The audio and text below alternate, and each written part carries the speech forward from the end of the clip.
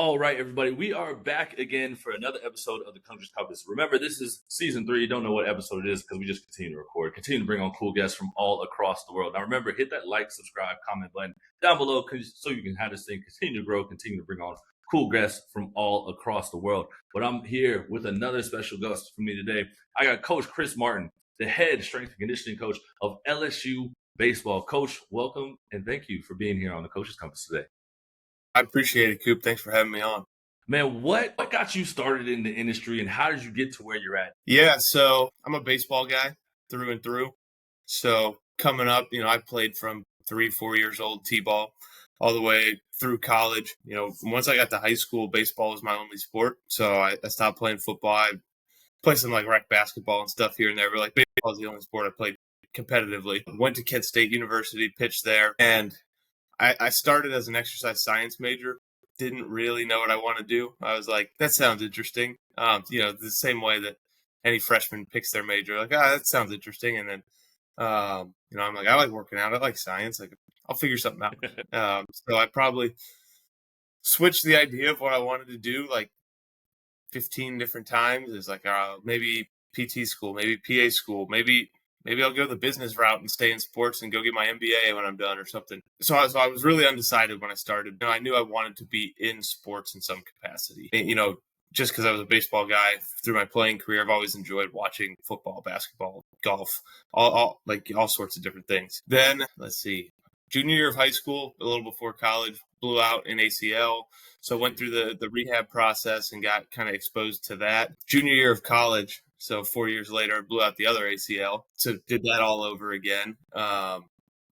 And at that point, I was kind of like, maybe I'll do like the PT route. But as time went on, I kind of realized that, if I were to go that route and not end up in sports, I didn't really want to be with a like Gen Pop PT or anything like that.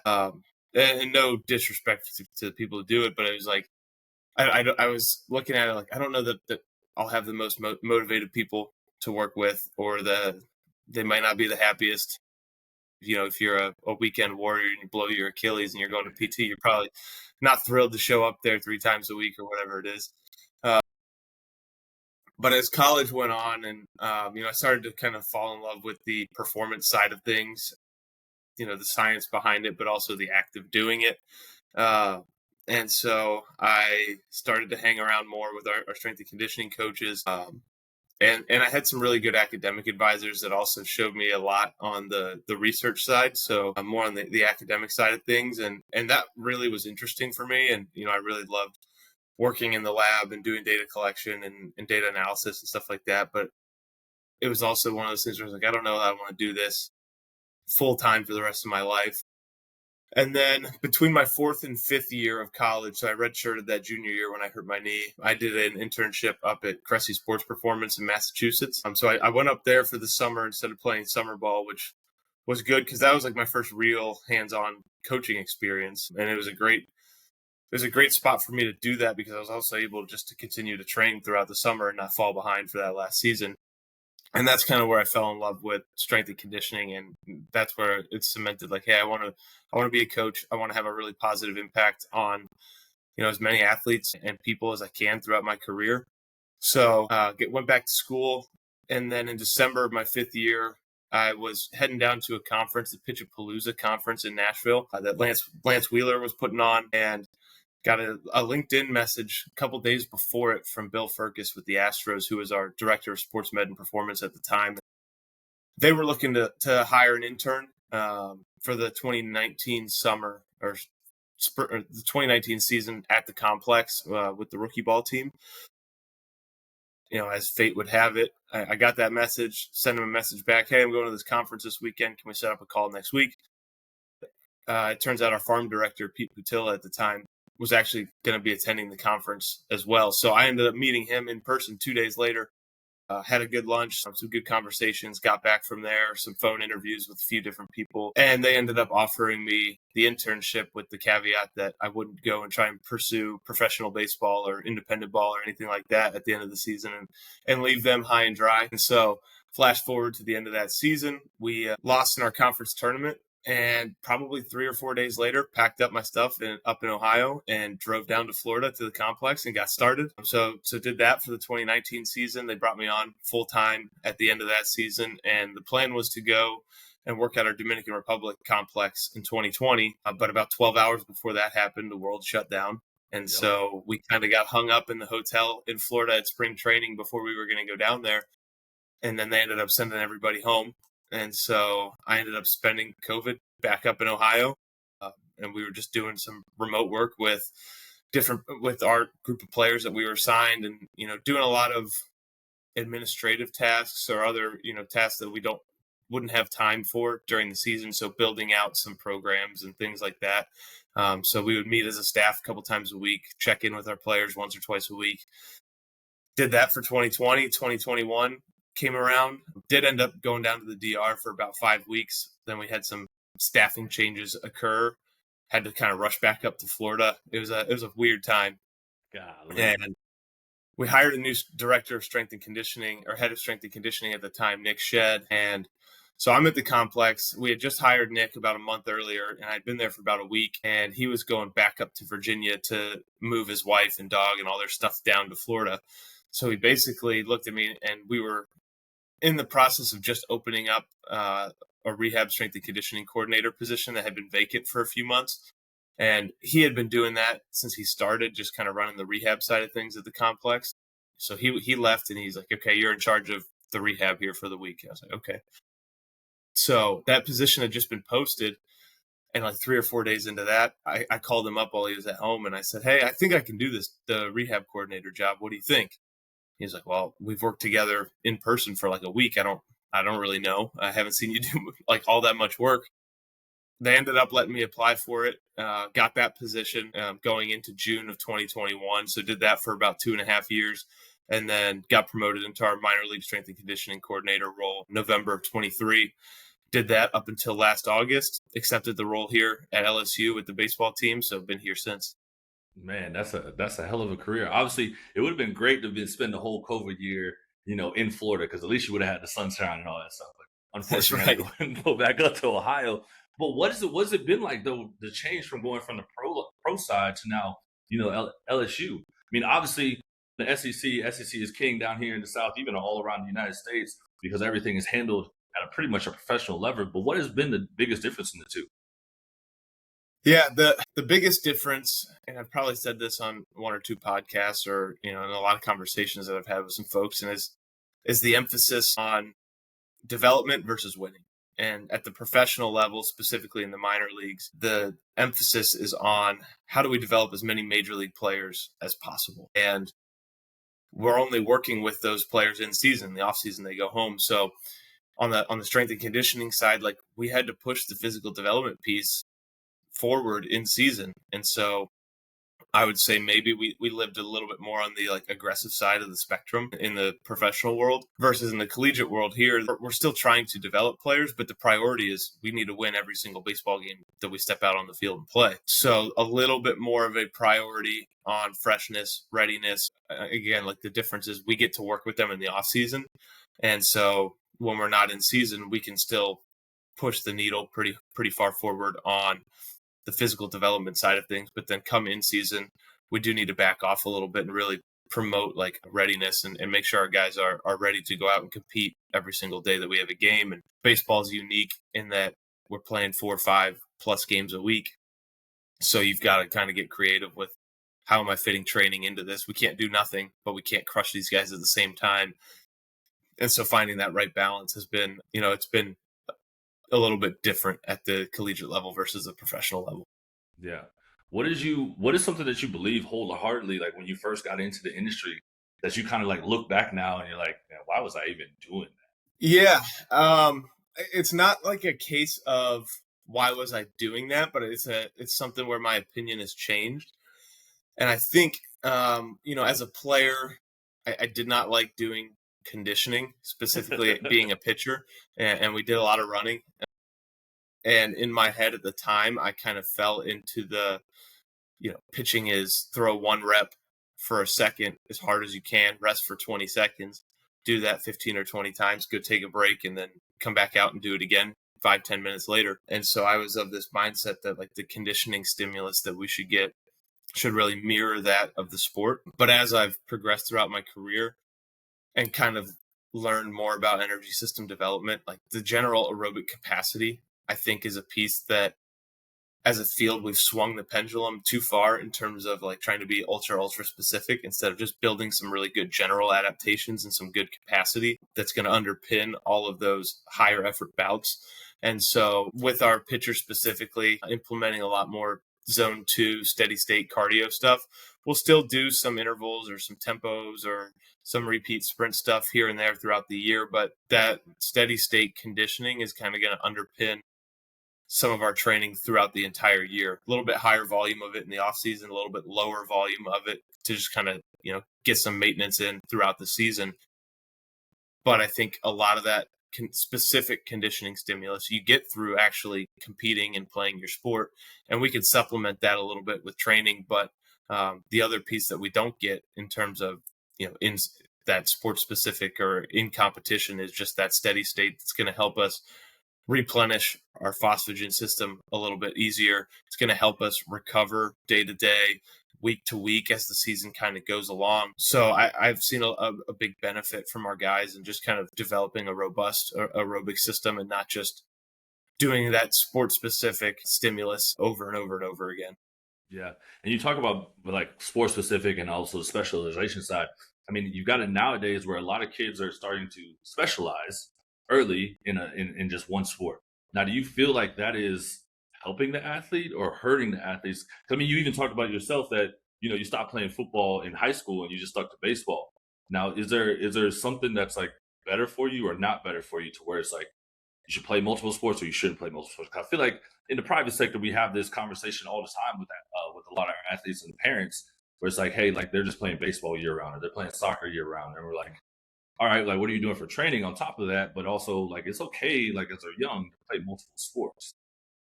Yeah, definitely throughout the youth stages, whatever interests you as an athlete, you should be doing. I don't think there's any reason for a 10-year-old to be playing baseball only unless baseball is the only thing that interests that kid. But if he likes basketball or he likes soccer or he likes football, like, go play those sports and develop some just general robust athletic qualities.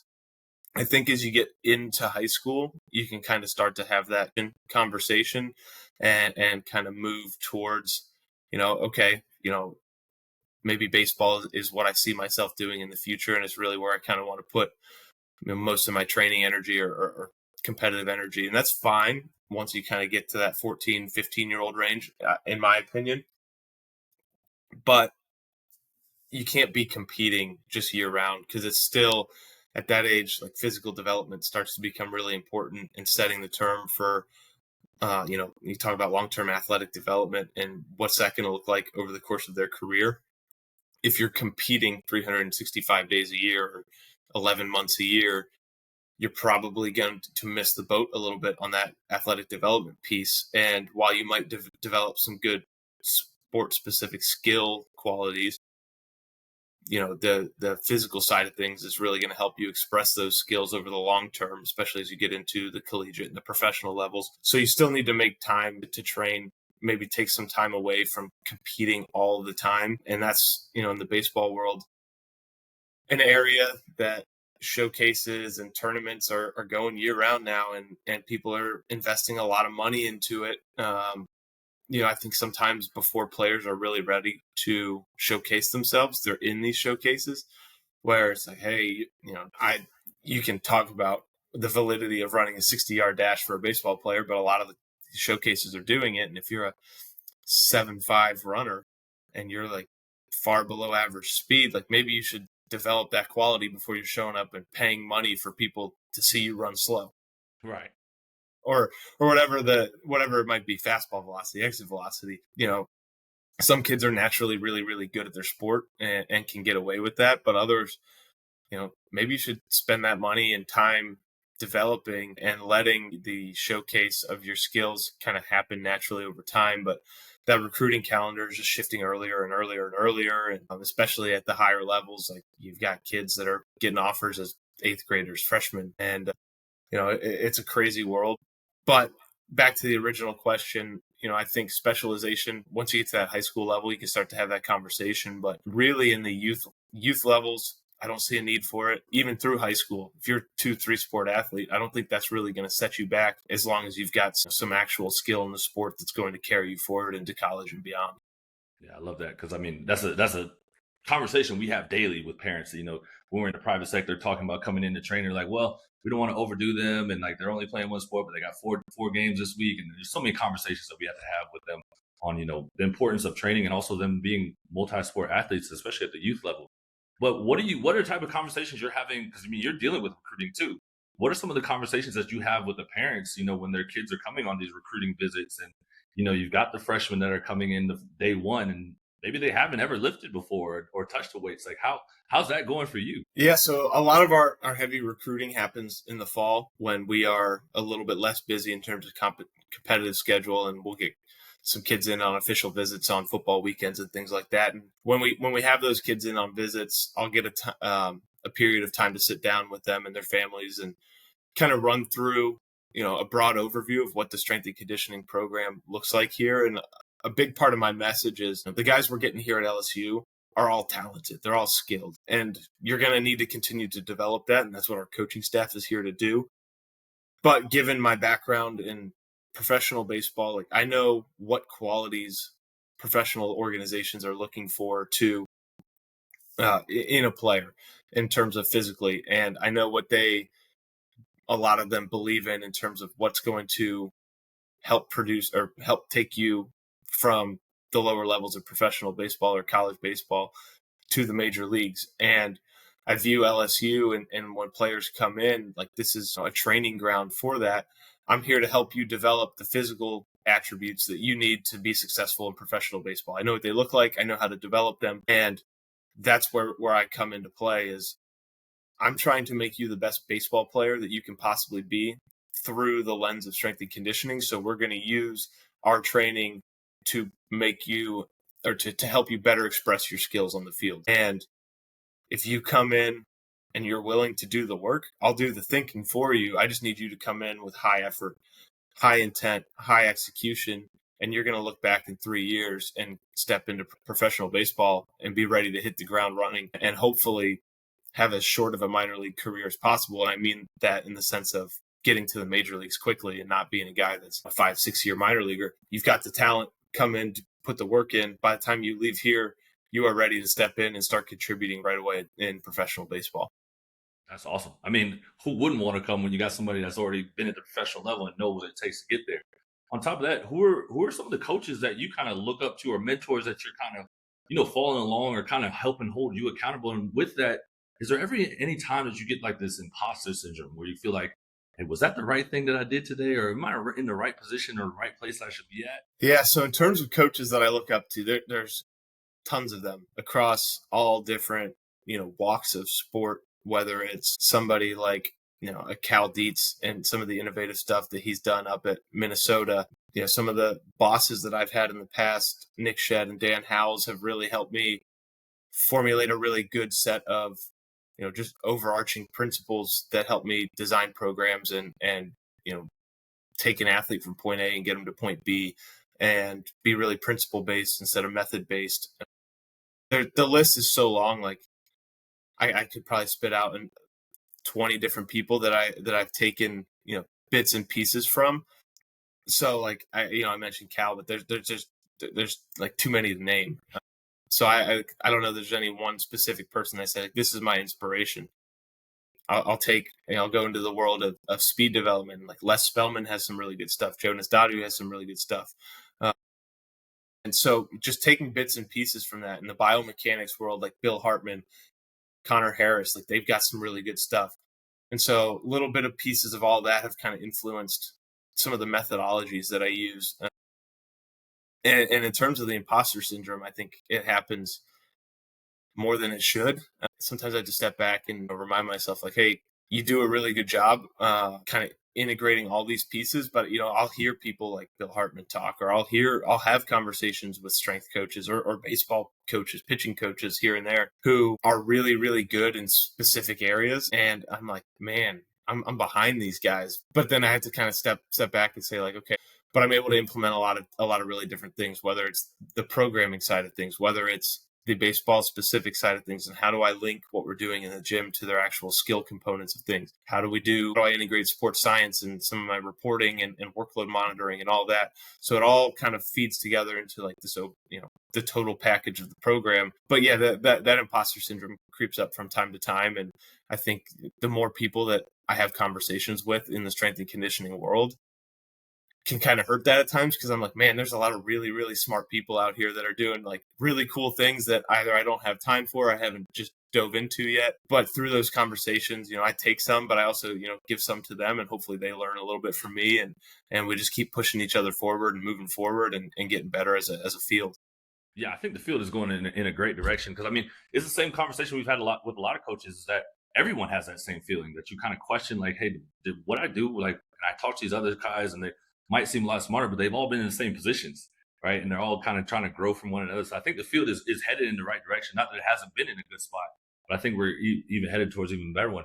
But I know a big question is, and this is not even just for baseball in general, but like for all athletes, is the question about nicotine, right? Because I feel like it started probably a lot more in baseball because it's more prevalent that you see guys that would chew and dip in and everything like that. Now, do you believe that it helps or hurts performance? So it's starting to, and it's kind of like came to the forefront with like Andrew Huberman and some of his work. But I guess nicotine is starting to become a little bit less demonized than it has in the past, in terms of like, oh, there maybe are some cognitive benefits to it and this and that. But I think those are like very therapeutic use cases as opposed to frequent users.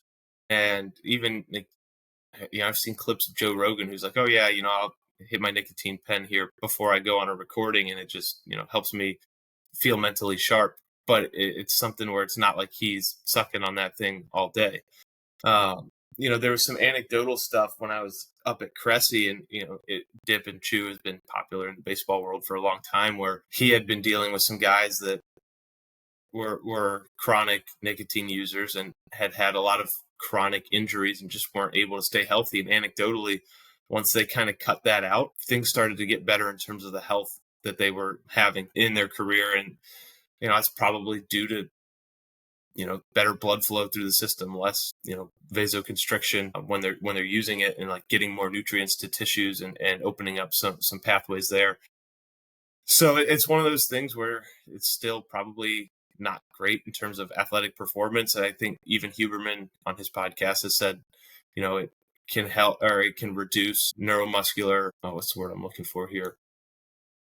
Neuromuscular function, and can kind of reduce the contractile power of muscles, or contractile ability of muscles. So again, probably overall, like not a net positive for athletes, especially during training or competition, but it's one of those ones that's just like super prevalent in the game of baseball.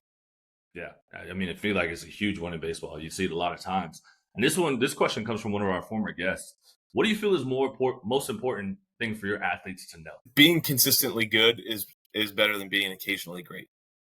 No, what do you mean by that? So if you look at successful performers in any field or domain or walk of life, the ability to put in quality work consistently over a long period of time is what's going to yield results. It's not going to be, can I be great on the days that I feel great? Because a lot of times you're not. And so when you succumb to the power of your emotions and let how you're feeling dictate the quality of work or the intent or even showing up and doing it, you're gonna become a slave to those, and you're gonna fall behind over the long haul. One of my favorite thoughts about this is, I think it's like Warren Buffett made 99% of his net worth after the age of 50, or 96% of his net worth after the age of 50. Talk about the best investor of all time.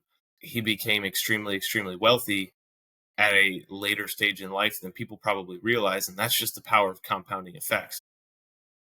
Coming in, we talk about training, whether it's strength and conditioning or sport practice, and each one of those sessions is kind of making a deposit into a bank account.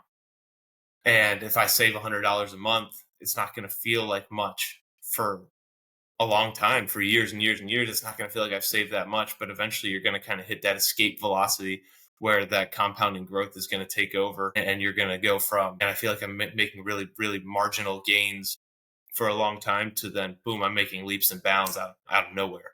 And so that consistency and compounding effect of good quality training over a long period of time is where you're going to have success. Go look at LeBron James. The guy's on his 22nd year in the league, 23rd year in the league, whatever it is, and he's averaging like 27, 8, and 8 or something. And yeah, he's like one of the most genetically gifted and freakish athletes that we've ever seen.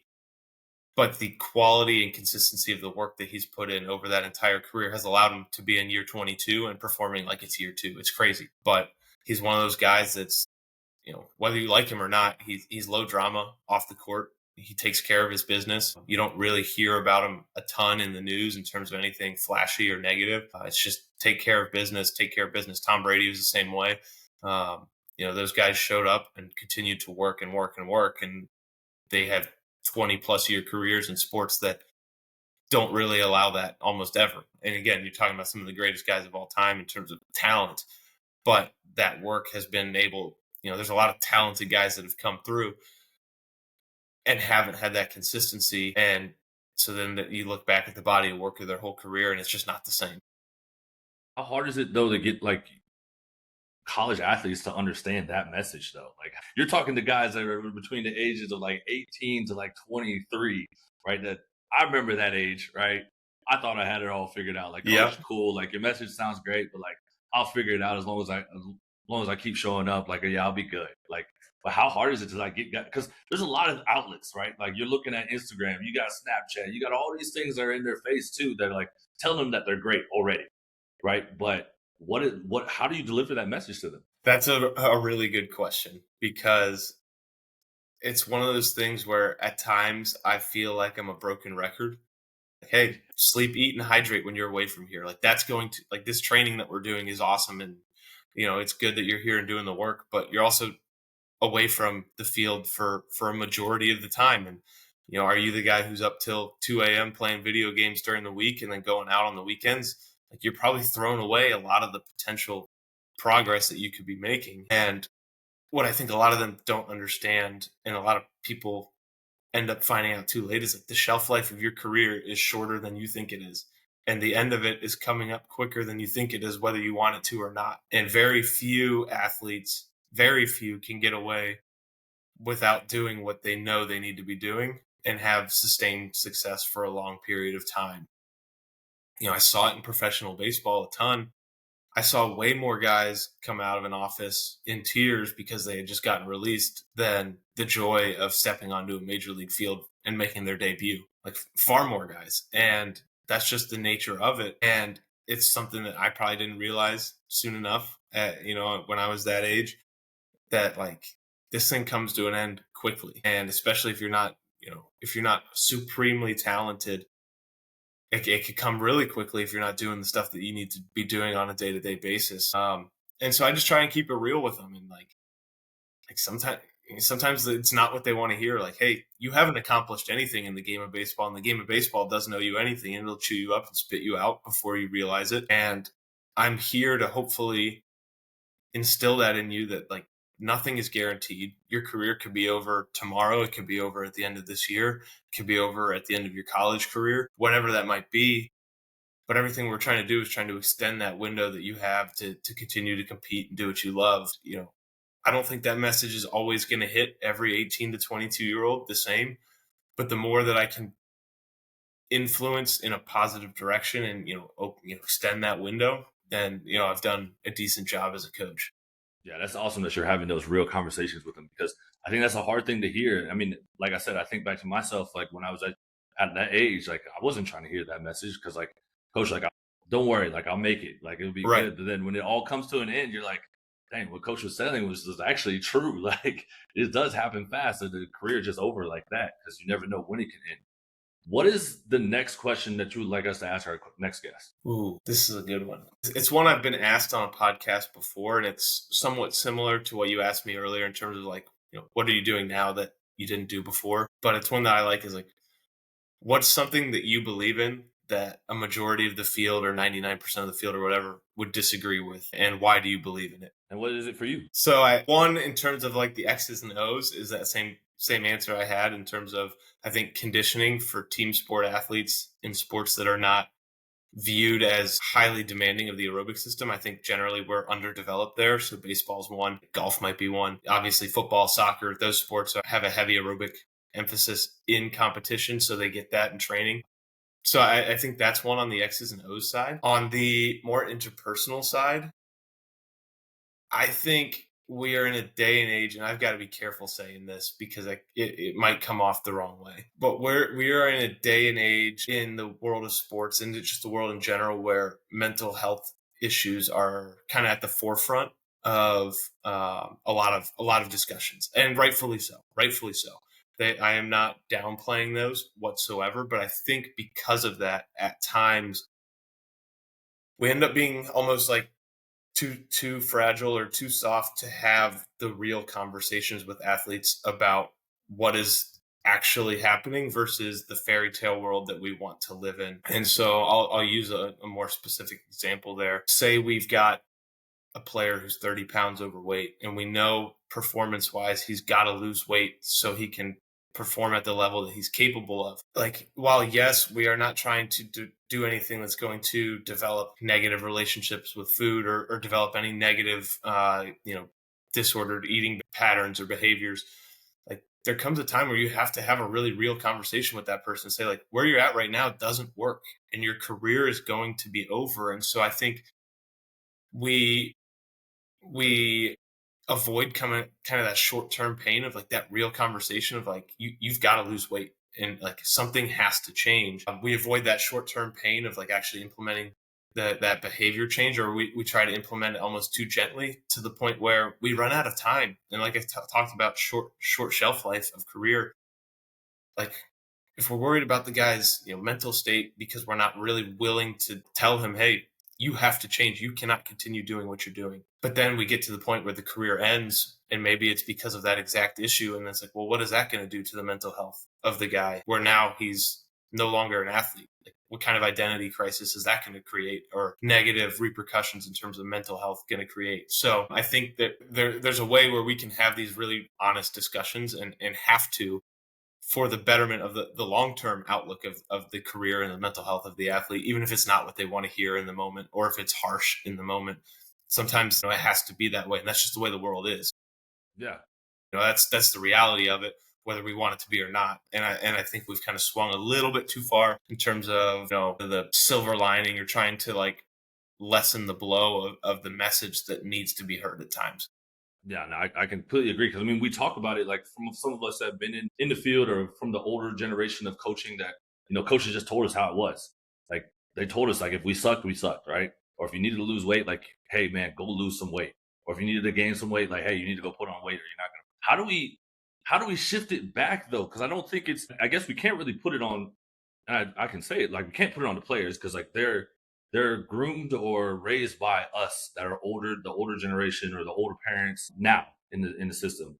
How have we gone in a way that like now we have to kind of teeter around what we say to these kids that's not really the truth, right? Or like worried so much, like you said, about their mental health, when we got to think like 4 years down the line, like they'll be done with college and they'll no longer have you there to have the real conversation. They'll go into the real world and they're no longer an athlete, and they've been cut from everything, and somebody's going to tell them harshly that, hey, you're not good enough.